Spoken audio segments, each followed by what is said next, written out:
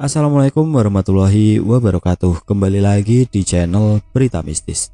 Untuk kisah kali ini masih melanjutkan dari kisah yang sebelumnya, yaitu sebuah kisah yang diambil dari Kaskus.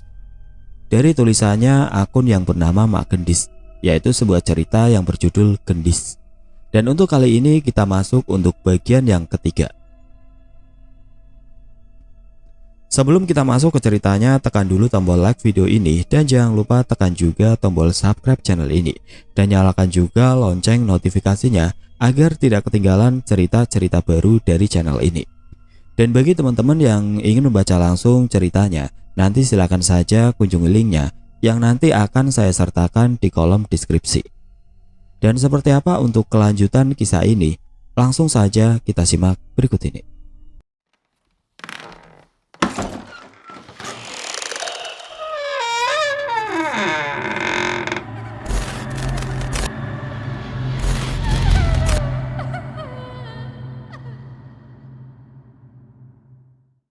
Setelah menempuh perjalanan kurang lebih 1,5 jam, akhirnya kami tiba di rumah. Tanteku meminta maaf karena tidak bisa mampir. Beliau langsung pamit karena harus menjemput Dwi yang sebentar lagi pulang sekolah. Tidak lupa aku mengucapkan terima kasih karena sudah diantar pulang olehnya. Krak! Terdengar suara pintu pagar yang didorong dan muncullah seraut wajah yang menjadi musuhku selama ini. Wajah yang sangat aku benci. Namun saat itu mataku menangkap keanehan. Ada sebuah senyuman yang tersungging di bibirnya, senyuman yang terlihat tulus. Sambil berjalan memasuki rumah, aku mengamati perubahan sikapnya. Aku heran, kenapa sikapnya tiba-tiba berubah menjadi manis kepadaku. "Mah, tante mau kemana? Kenapa buru-buru pulang?"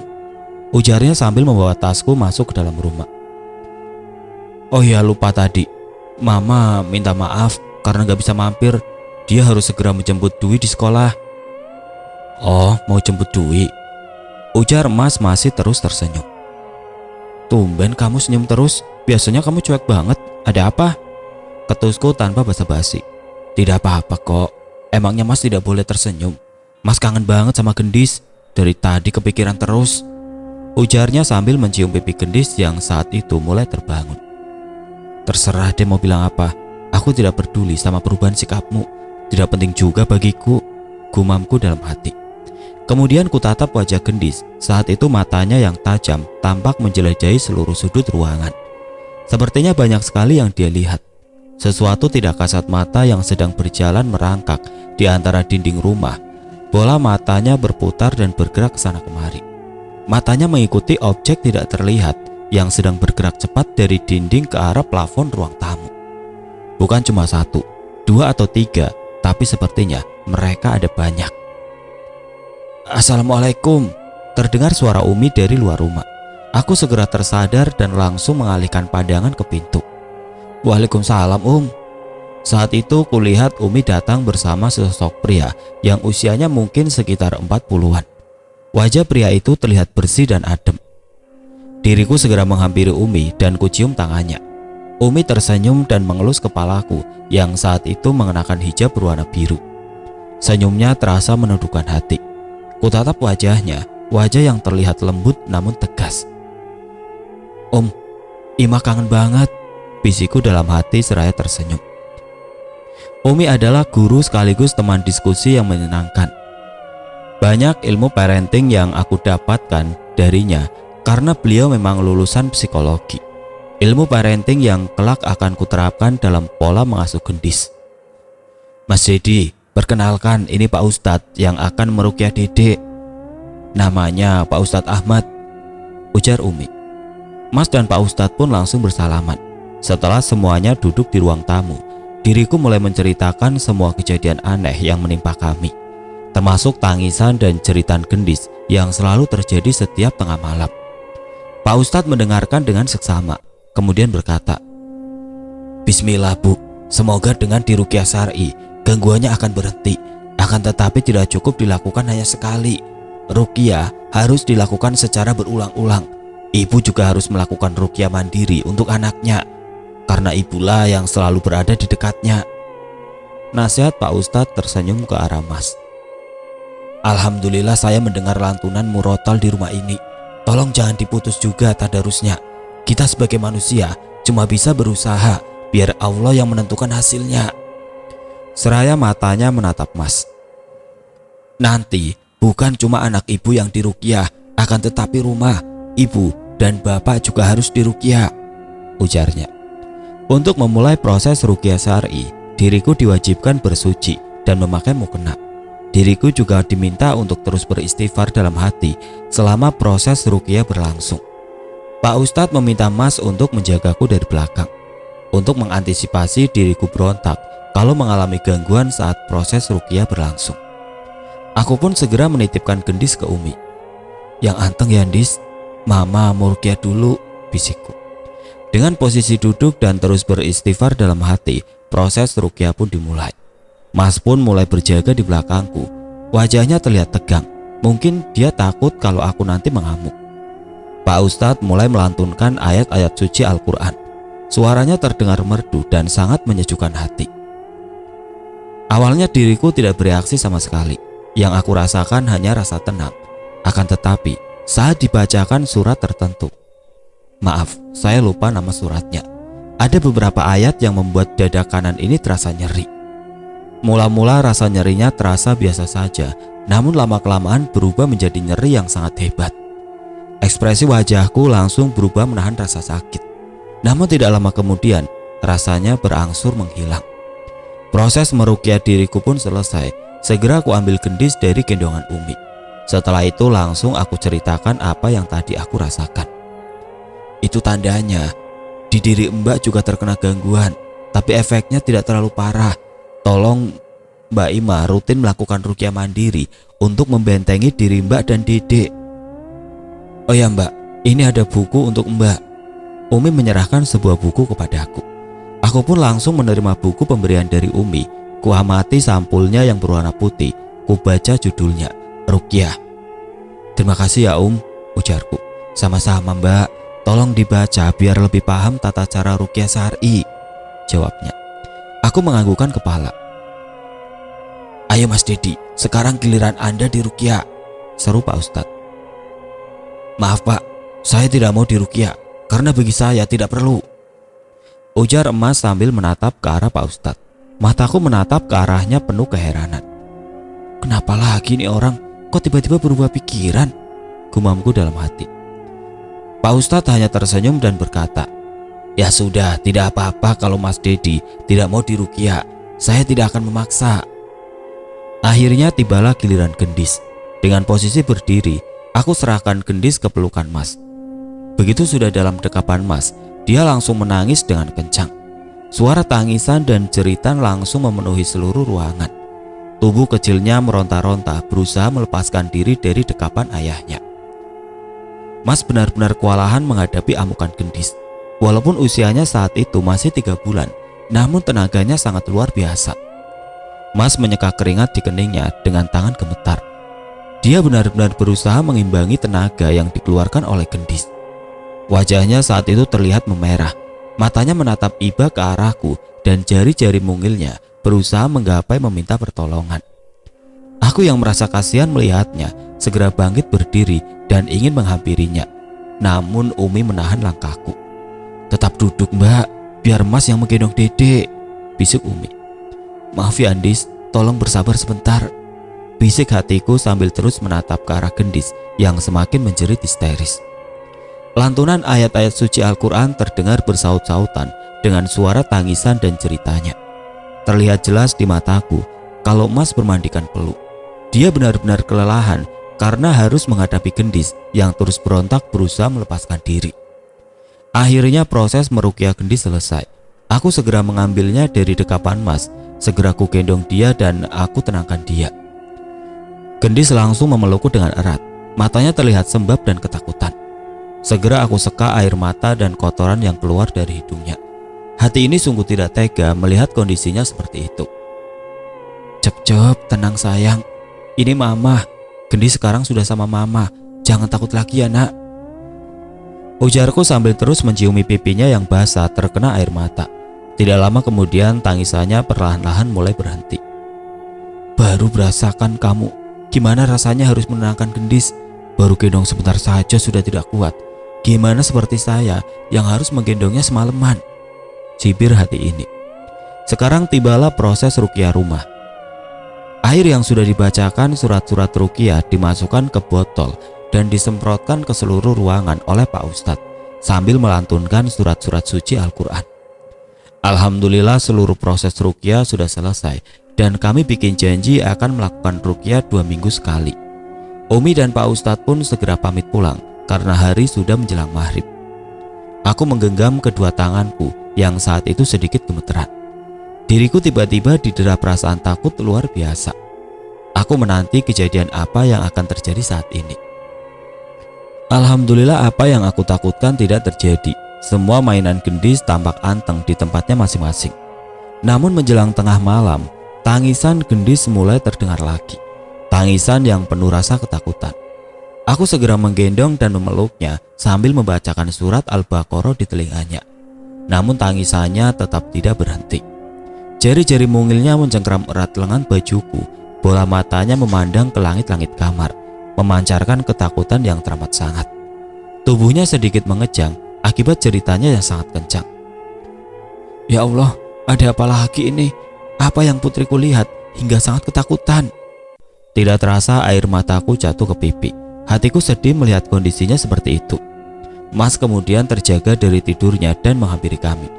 Diriku pun sudah bersiap untuk mendengar dan melawan semua ucapannya. Dis, sebentar lagi kita bakalan diusir ke ruang tamu nih, bisiku pelan. Sini mah, biar gantian Mas yang gendong gendis, ujarnya pelan. Ah, apa? Aku tidak salah dengar. Apa pendengaranku mulai bermasalah karena setiap hari selalu mendengar tangis dan jeritan gendis? Batinku. Namun saat itu terlihat kesungguhan di matanya. Niatnya terlihat sangat tulus. Namun segera aku tolak tawarannya. Gak usah, terima kasih. Aku sudah terbiasa seperti ini. Dari dia baru lahir sampai sekarang, usianya 3 bulan. Ketusku dengan tatapan sinis. Mas hanya terdiam sambil menatapku dengan tatapan yang sendu.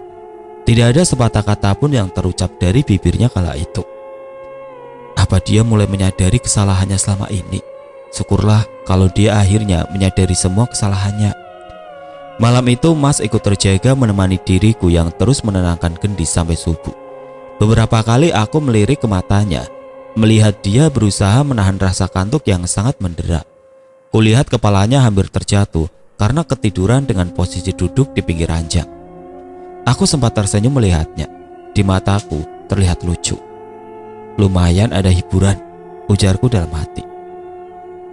Terima kasih ya, sudah mau menemani aku begadang.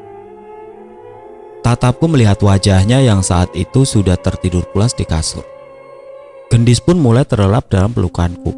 Dirinya lelah karena harus menangis semalaman.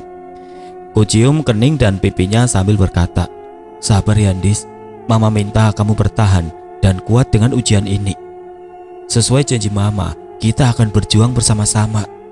Sambil aku letakkan tubuh mungilnya di atas kasur. Setelah menunaikan sholat subuh, aku pun mulai tertidur di samping gendis. Pagi harinya Mas mengajak aku untuk menjemur gendis di depan rumah. Saat lagi asik menjemur, tiba-tiba Mbak Imam, tetangga depan rumah, datang menghampiri kami.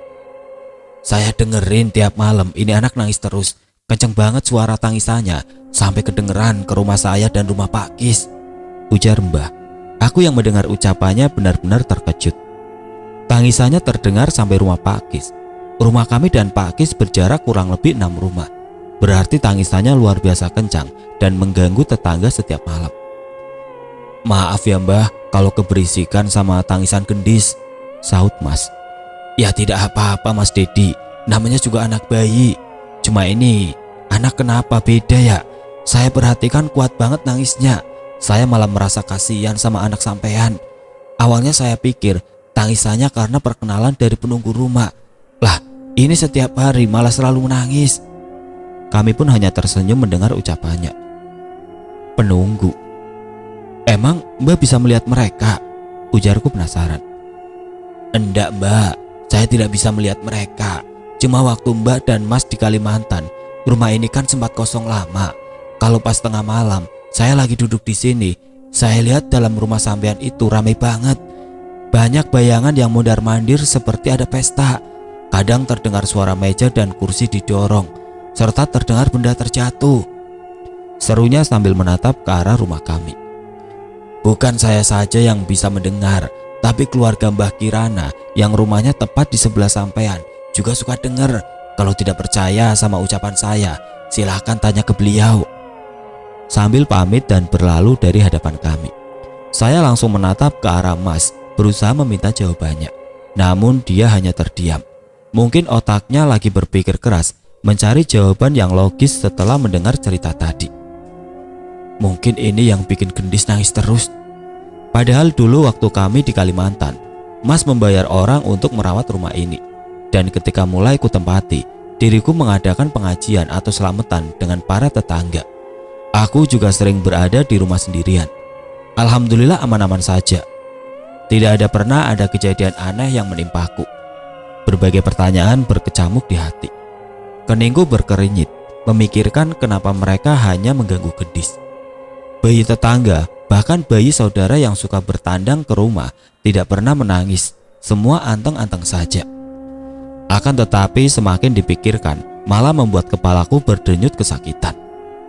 Sudah, jangan terlalu dipikirkan, nanti kamu malah semakin takut, ujar Mas. Saat itu pintu rumah Mbak Kirana terbuka. Beliau keluar hendak menyapu halaman. Aku tersenyum ke arahnya dan beliau langsung menghampiri kami. Nah, gini dong Anteng, jangan nangis mulu tiap hari. Masih bayi kok rewel banget, ujarnya tanpa tedeng aling-aling. Diriku tersinggung mendengar ucapannya. Ingin kulawan, namun segera kuurungkan niatku. Aku malah bertanya tentang kebenaran cerita Mbak Imam. Lah iya, bener itu kata Mbak Imam. Rumah sampean dari dulu sampai sekarang emang angker. Masa kalian gak ngerasakannya? Kami hanya menggelengkan kepala. Nih, tak ceritain, tapi kalian jangan sampai takut. Dari rumah kalian, setiap malam selalu terdengar suara tembok dicakar-cakar. Suaranya sampai bikin kupingku ngilu. Bukan cuma Mbah yang dengar, tapi semua keluarga Mbah juga mendengar suara cakaran itu setiap malam, ujarnya penuh antusias. Kalau bisa, segera cari orang pintar untuk mengusir setan yang menempati rumah kalian, biar rumah kalian gak angker lagi. Ya wis lah, Mbah mau menyapu dulu, pamitnya. Baik Mbah, terima kasih untuk sarannya, jawab Mas sambil tersenyum. Ya Allah, sebenarnya apa yang sedang kami hadapi? Kenapa setiap malam hanya keluarga Mbak Kirana yang selalu mendengar suara cakaran dari tembok rumah kita?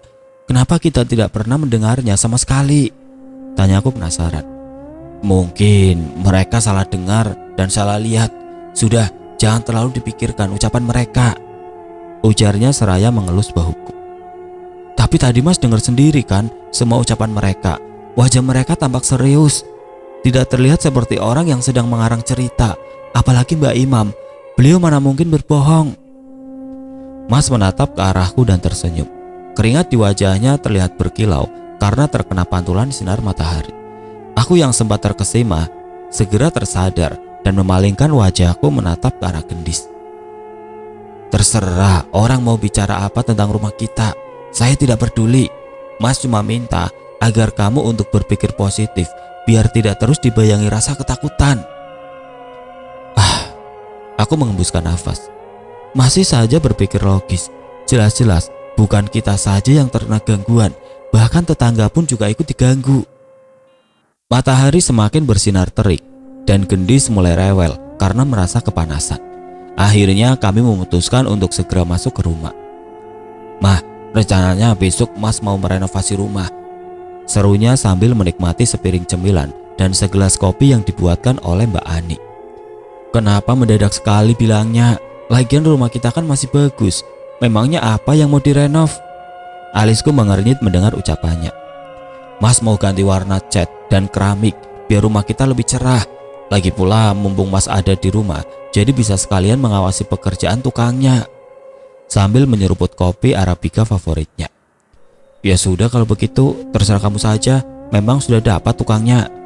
Sudah Mah, kemarin Mas sudah menghubungi Pak Mul. Sebentar lagi orangnya juga datang kemari. Assalamualaikum Pak Dedi, terdengar suara dari luar. Waalaikumsalam, Pak Mul ya? Langsung masuk saja Pak, teriak Mas.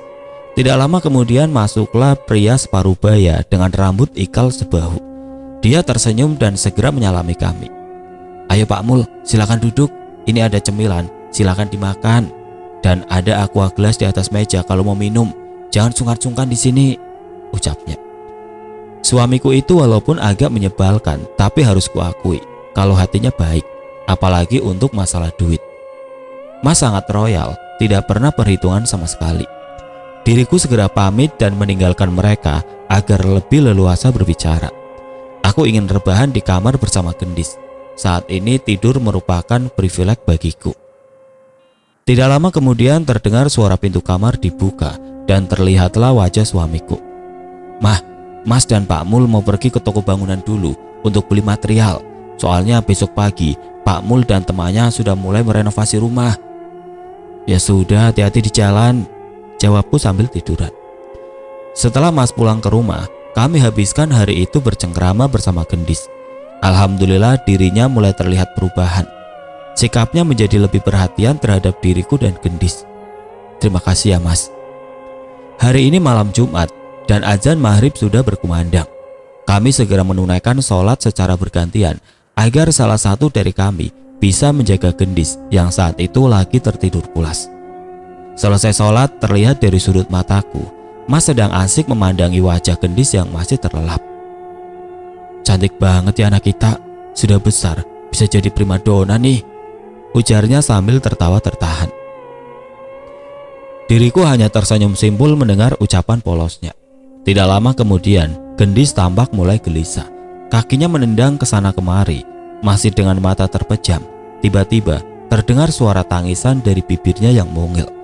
Anehnya, salah satu tangannya terangkat menunjuk tepat ke atas langit-langit kamar, sambil terus diiringi suara tangisannya yang semakin menjadi-jadi. Refleks kami langsung melihat ke arah yang Gendis tunjuk. Astagfirullah, seruku tertahan sambil menutup bibirku dengan kedua tangan. Darahku mendesir melihat apa yang tampak di mataku saat ini. Mas juga terlihat terkejut dengan apa yang sedang dia lihat. Allahu Akbar, serunya panik sambil berdiri dari duduknya. Saat itu di depan mata kami tampak sebuah laba-laba berukuran besar dengan warna hitam yang menutupi seluruh tubuhnya. Laba-laba tersebut sedang berjalan turun menggunakan jaringnya menghampiri Gendis. Mah, cepat angkat Gendis, teriak Mas panik. Dengan tubuh bergetar, segera aku gendong Gendis dari tempat tidur. Disitulah keanehan mulai terjadi. Saat kami melihat ke arah langit-langit kamar, laba-laba tersebut sudah menghilang. Begitu juga dengan tangisan Gendis. Tangisannya langsung terhenti dan dia tetap tertidur pulas. Kami saling bertatapan dengan wajah keheranan. Ada apa lagi nih? Mas, laba-labanya kemana? Kenapa tiba-tiba menghilang? Suaraku terdengar bergetar. Iya mah, kemana perginya ya? Padahal tadi dia berada tepat di atas badan Gendis, ujarnya sambil mengatupkan rahang. Aneh banget gak sih? Tidak mungkin kan laba-laba bisa menghilang secepat itu dalam ruangan tertutup seperti ini. Mana besar banget lagi laba-labanya, ujarku sambil terus mengawasi langit-langit kamar. Sepertinya Mas juga sedang berusaha mencari jawabannya. Matanya tampak menyelusuri seluruh sudut ruangan dalam kamar. Namun laba-laba itu tetap tidak dapat ditemukan. Coba Mas pikir, ada yang aneh tidak dengan laba-laba itu? Warnanya hitam dan tubuhnya melebihi ukuran laba-laba normal lainnya, tanyaku penasaran. Entahlah mah, Mas juga bingung. Baru kali ini Mas lihat ada laba-laba sebesar itu dalam rumah. Sudahlah, yang penting Gendis tidak apa-apa. Dirinya berusaha untuk tetap tenang, walau rasa takut terlukis jelas di wajahnya. Tapi tadi Mas lihat kan, pas peristiwa tadi, Gendis seperti tahu kalau di atasnya ada sesuatu. Padahal matanya saat itu sedang terpejam, ujarku keheranan. Aneh, kemarin ada ular hitam, sekarang laba-laba hitam. Besok-besok hewan apa lagi yang masuk ke rumah? Sebenarnya yang seram itu rumah kita atau... Mataku melirik ke arah Gendis.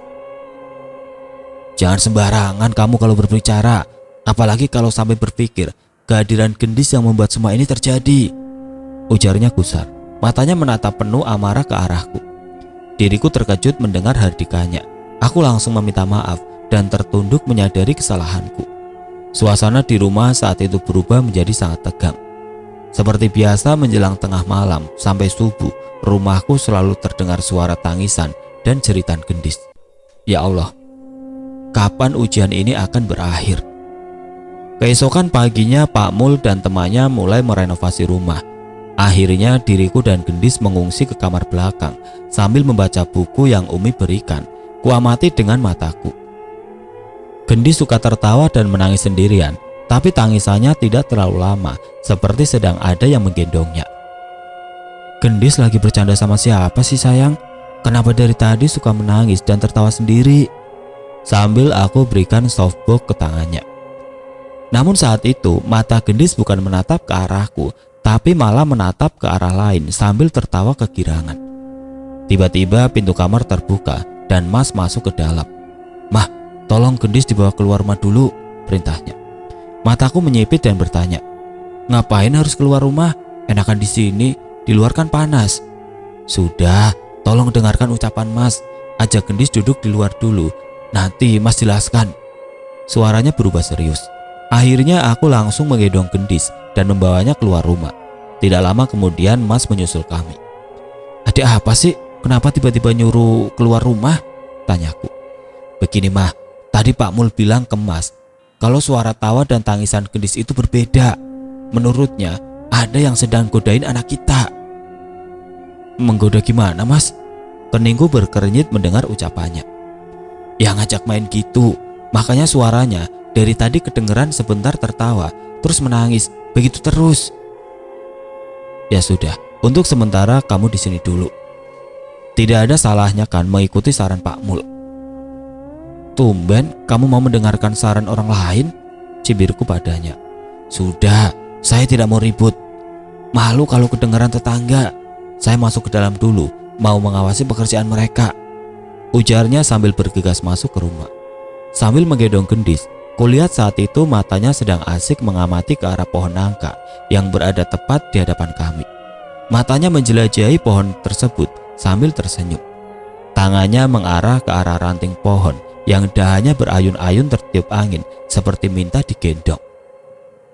"Gendis, lihat ke sini. Ayo lihat ke Mama. Masa dari tadi lihatnya ke pohon nangka terus?" gumamku.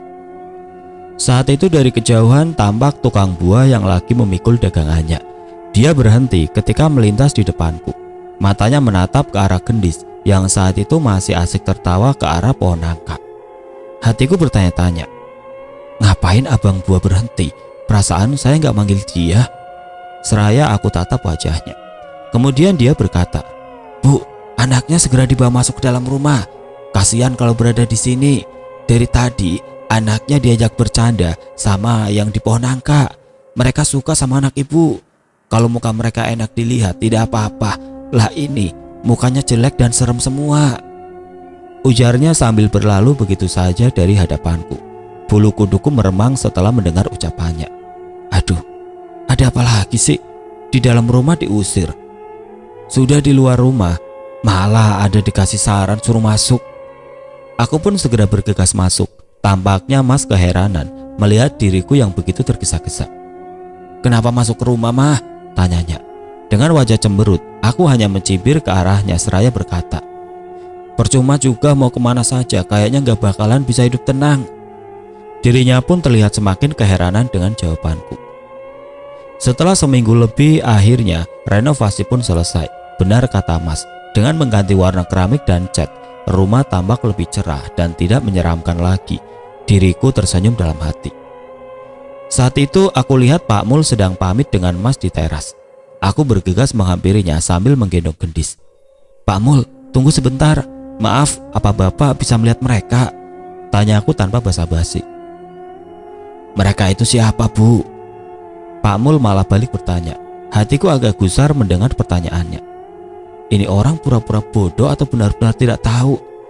"Begini Pak, waktu itu kan Pak Mul bilang ke Mas kalau Gendis kemarin sedang digodain oleh mereka yang wujudnya tidak kasat mata.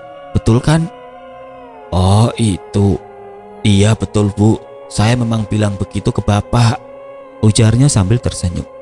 "Memang Bapak bisa melihat mereka?" cecarku. Mohon maaf Bu, saya tidak bisa melihat mereka. Cuma saat itu saya dengar suara tawa dan tangisan Gendis berbeda, seperti sedang ada yang mengajaknya bercanda. Padahal saat itu saya tidak mendengar suara ibu sama sekali. Dan saya perhatikan tatapan matanya Gendis selalu mengamati ke seluruh ruangan, seperti banyak yang dia lihat. Begitu Bu. Selama bekerja di sini, apa Bapak pernah melihat hal yang ganjil? Tanyaku lagi dengan wajah serius. Mas menatapku dengan heran. Wajahnya tampak berkerut. Mungkin dia bingung kenapa aku tiba-tiba menginterogasi Pak Mul seperti seorang wartawan. Dengan mata menerawang, Pak Mul berkata, "Sebenarnya saya memang melihat sesuatu Bu," sambil menghela nafas. "Bapak melihat apa?" tanyaku penasaran. Aku melirik ke arah Mas. Dari kelopak mataku terlihat jelas wajah Mas menegang menanti jawaban Pak Mul. Saat itu saya sedang mengecat di bawah tangga dan saya melihat, desahnya seraya merapatkan bibirnya. Saya melihat ada bayangan yang keluar dari tembok di bawah tangga. Bayangan itu langsung menuju tangga dan naik ke atas. Sepertinya sosok itu tidak suka dengan suara berisik. "Bapak melihat wujudnya kah?" tanyaku lagi. "Tidak Bu, saya hanya melihat bentuknya seperti bayangan." Aku tatap wajah suamiku, meminta penjelasan.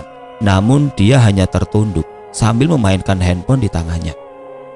"Baiklah Pak Dedi dan Ibu, kalau sudah tidak ada lagi yang ditanyakan, saya pamit," ujarnya sambil melangkah keluar rumah. "Terima kasih ya Pak Mul." Akhirnya ada juga kalimat yang keluar dari mulut suamiku.